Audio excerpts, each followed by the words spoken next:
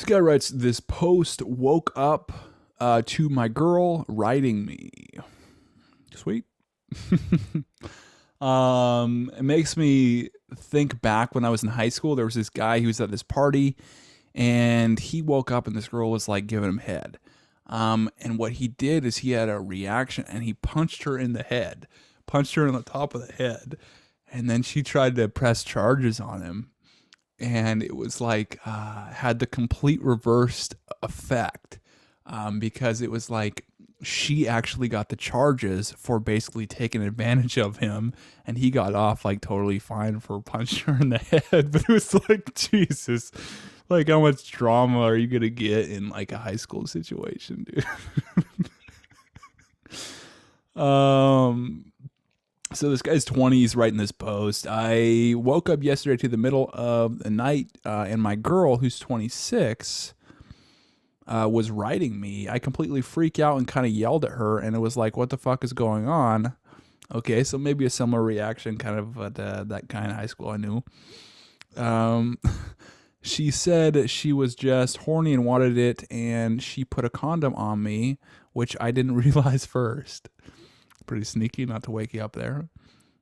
We still did it though, and that night it was fucked up, to be honest.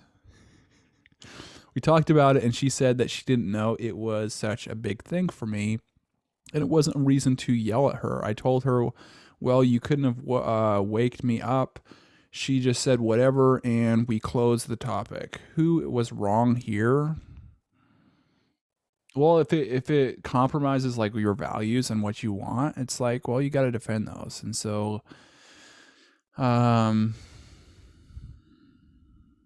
yeah, it's a matter of two people feeling different ways, and so it's tough to really argue on which emotion's right. Um,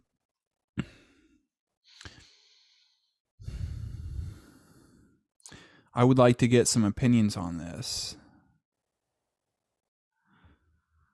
Um,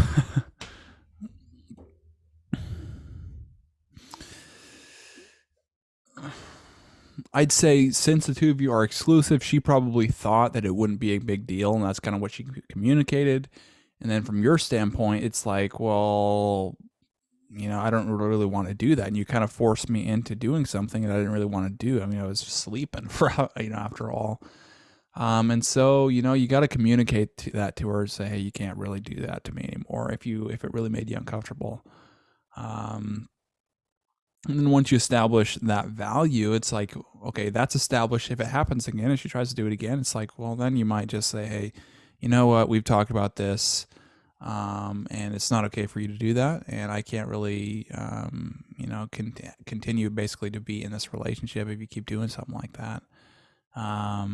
Or at least like maybe maneuver it in another way that doesn't threaten, but just like say, hey, I can't have you doing this. That simple, But what you did was you said, hey, I can't, why are you doing this? Or freaked out on her, yelled at her, but then you actually had sex with her. So it's almost like it just basically said it's okay.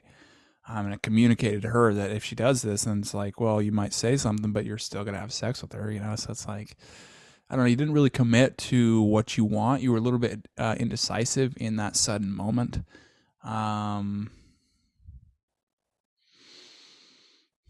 So, I might talk to her one more time about it. Say, hey, it's like, I don't really like when you did that. I appreciate it if you didn't do it again. I don't think you're bad or anything. And I actually complimented that you think I'm, that sexy, and you're using me as an outlet for, that release and sexual release. But it's like, well, I just didn't really think that was cool. Still love you, still like you, but it's just like, I don't really want to do that anymore.